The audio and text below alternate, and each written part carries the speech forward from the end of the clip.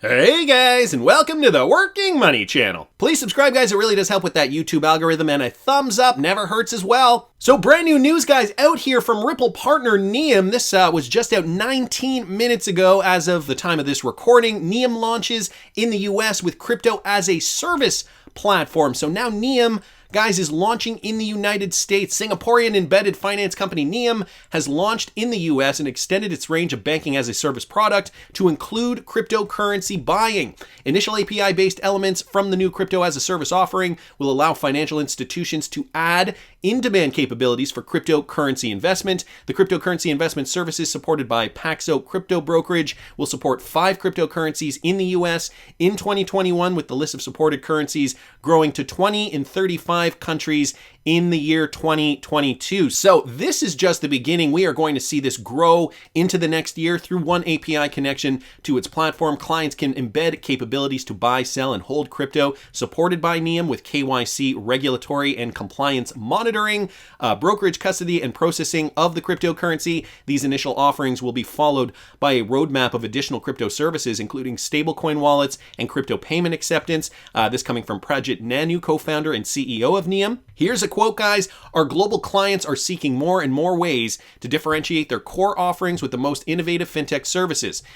He continued by saying, our embedded finance solutions accelerate the road to innovation for all businesses. With seamless API-based connections, we offer access to modular fintech elements for payments and card issuing, and now cryptocurrency. The elements can be embedded fast and easy into most applications, helping companies grow further and faster. Now NEOM is in the US market, a Ripple company, and it's just going to be about the clarity at this point in time. And I can feel it, guys. We are getting so close to XRP having that clarity we need in order to unleash the possibilities, unleash the liquidity that XRP is going to provide worldwide. So great news here, guys, from Ripple partner NEOM. I'm going to keep going because in Nigeria, they are also launching their digital currency. This coming from the Cryptic Poet here. Nigeria to launch their NANO digital currency. Africa's biggest economy will adopt a central bank-backed digital currency as it moves to tap into the local popularity of crypto and virtual money. So the president of Nigeria, Buhari,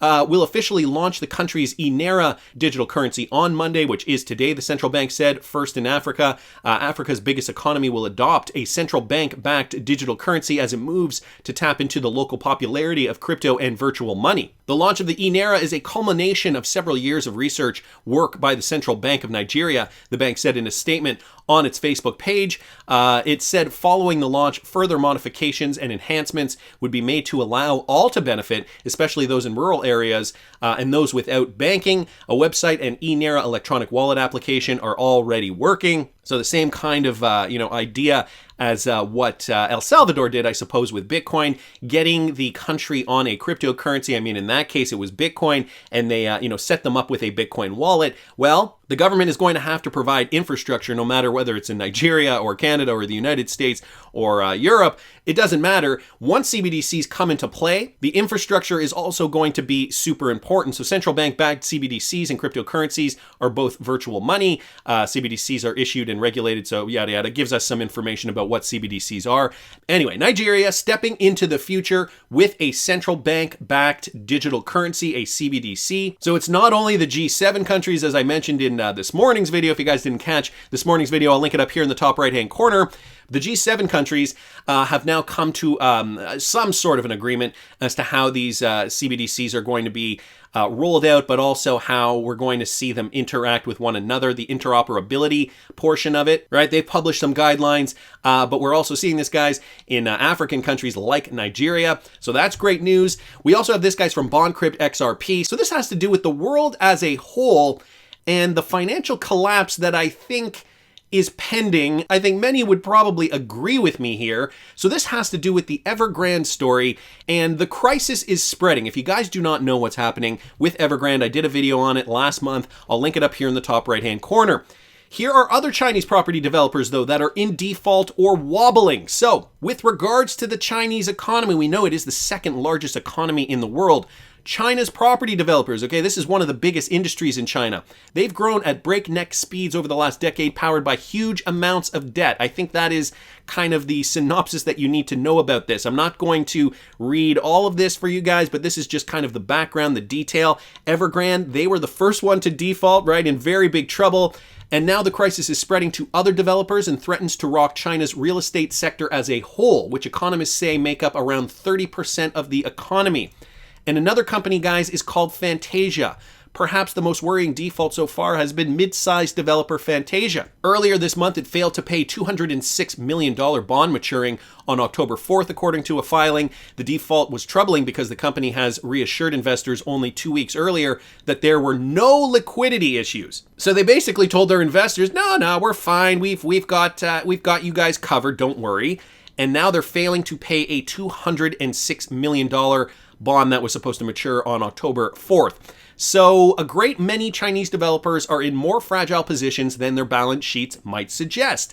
What are they doing? Perhaps cooking the books, creating a facade of how well their companies are doing. It sounds like it. Fantasia is smaller than Evergrande with revenue of about $2.76 billion. That was the 2019 figure compared to Evergrande's $69.15 billion. We also got Cynic Holdings as well. They defaulted on a bond and interest payment worth $250 million. We've got China Property Group. So I'll just go through some of these guys and I'll link this in the description if you guys are interested in reading more details. Defaulted on bonds were $226 million. Modern Land here, so it's not just stopping at Evergrande, guys. It is happening to the rest of these developers. They delayed a payment of $250 million. Zinyu Real Estate down here defaulted on $208 million. Greenland Holdings Group. Wow, so there are a lot here, all defaulting on their bonds, all happening in China, all in the real estate sector. This is not good, okay? This is not good for China, but more importantly, this is not going to be good for the rest of the world. It's all interconnected, so don't feel like you are immune if you live in the United States or somewhere else in the Western world. This is going to affect all of us. This is going to affect global markets. The hope is, guys, is that hedging your bets with cryptocurrency is really what's going to make a difference here. Because in the United States, this thing is also happening. This from Mr. Whale at Crypto Whale here on Twitter. U.S. Secretary Janet Yellen suggests imposing a tax on unrealized capital gains. Guys, this is because even Western countries are in trouble. We've been printing money like no tomorrow, and so they're trying to find ways to be able to tax you more to replenish their coffers. Listen to this. Well, I think what's under consideration is a proposal that Senator Wyden and the Senate Finance Committee have been looking at that would impose a tax on unrealized capital gains on liquid assets held by extremely wealthy individuals, billionaires. I wouldn't call that a wealth tax, but it would help get at capital gains, which are an extraordinarily large part of the incomes of the wealthiest individuals. And right now, escape taxation until they're realized, and often they're unrealized, and at death benefit from so-called step-up of basis. So it's not a wealth tax, but a tax on unrealized capital gains of exceptionally wealthy individuals.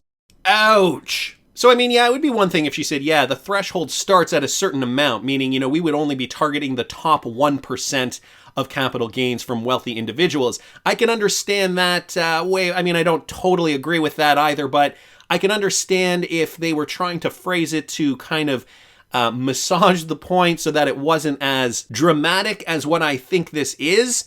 But they are basically saying they are coming after your capital gains. They are going to tax you more on capital gains. And let me tell you guys, this is not just happening in the United States. Prime Minister Justin Trudeau of Canada has also toyed with the idea of taxing one's primary residence. So if you live in Canada and you have a house that you live in, it's your primary residence, and you sell that house, you do not get taxed on the capital gains of that property. That has just kind of been a rule, and that's what people in Canada have come to expect. Well, now Prime Minister Trudeau is toying with this idea as well. Of course, Canada also printing money like the United States. These are not the only two countries that are doing it too. We are seeing these monetary policies shift, guys, and it's getting very, very scary. And I mean, these are not just coincidences that all these countries are suggesting the same type of thing. Of course, we understand what is happening here. A new financial framework, a great reset, if you will. I wanted to bring up this video that I did last year. I actually did it on October 26th, 2020. So tomorrow it'll actually be exactly a year.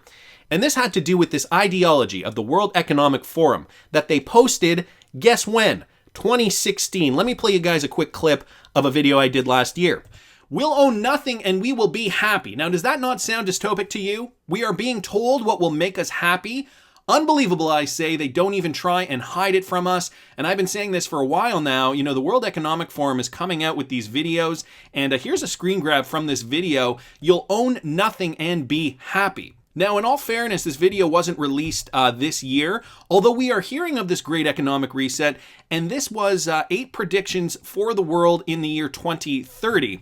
Now, the creepy thing about this is that these predictions were from a video that was originally posted on their Twitter, World Economic Forum, back in 2016, guys. This from Ian Binns. He posts the full video here, and, you know, I'm not going to play the full video. I'll just scroll through it. Here is that first slide, though. You'll own nothing, and you'll be happy. Talking about, you know, renting cars, you know, paying for services, whatever you want, you'll rent, and it'll be delivered by drone.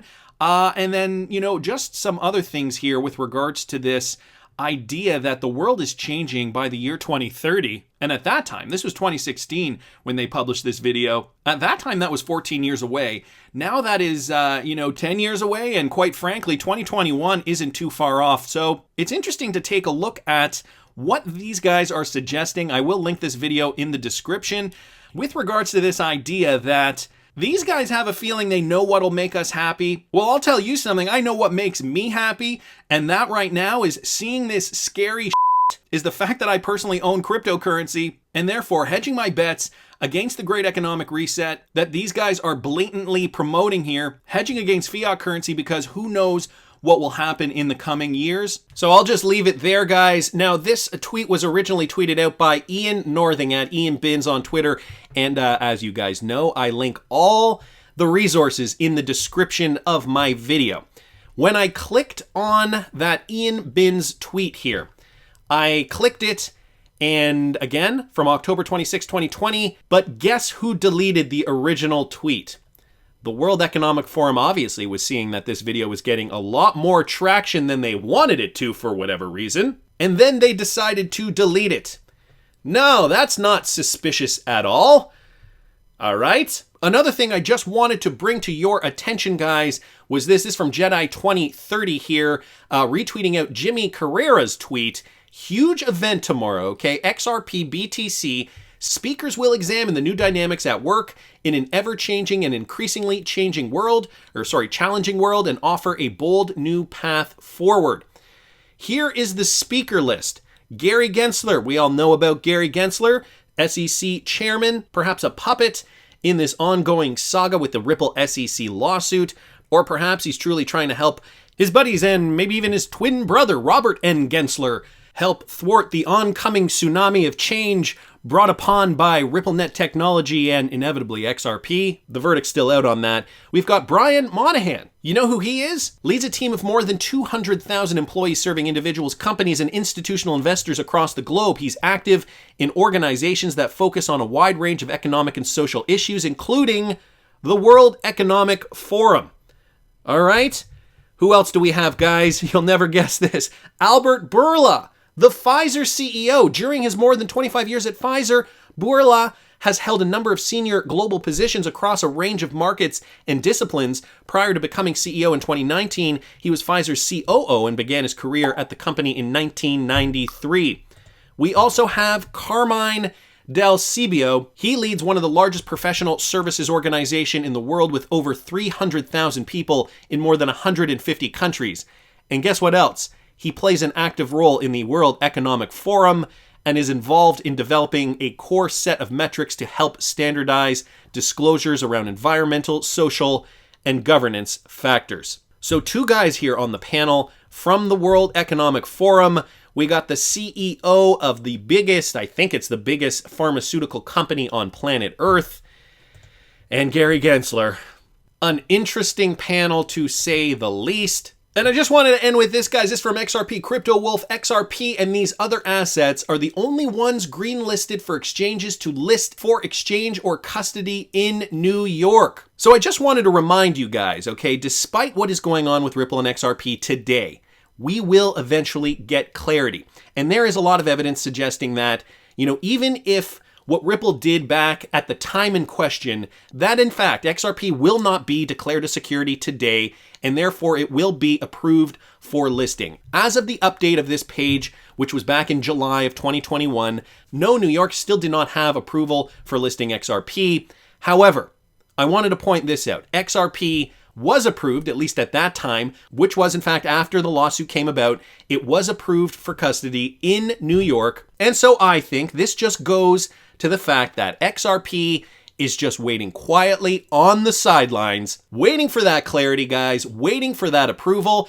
It is already approved for custody. And I mean, hey, there are still exchanges that are listing XRP in the United States today. It is not illegal. Many exchanges, though, just stopped listing it out of an abundance of caution. So let's pay attention to what these bodies are telling us through their actions. Approved for custody in the United States. I think that if XRP were on the verge of being deemed illegal, they would not even approve it for custody.